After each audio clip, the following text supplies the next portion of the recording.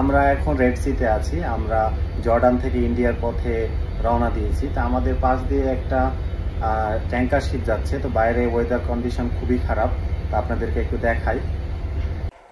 তো এই হচ্ছে সেই ট্যাঙ্কার শিপ আমার পাশে দিয়ে যাচ্ছে, এবং এই ট্যাঙ্কার শিপটার নাম হচ্ছে নিউ প্রাইড, এবং এটা হচ্ছে ক্রুড অয়েল ট্যাঙ্কার।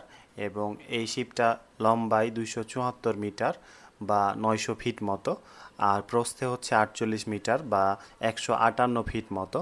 তো শিপটা আপনারা দেখলেই হয়তো বুঝবেন যে খুব বিশাল, এবং সমুদ্রের অবস্থা কতটা বাজে যে দেখেন সমুদ্রের পানিগুলো ডেকের উপর মানে আছড়িয়ে আছড়িয়ে পড়তেছে।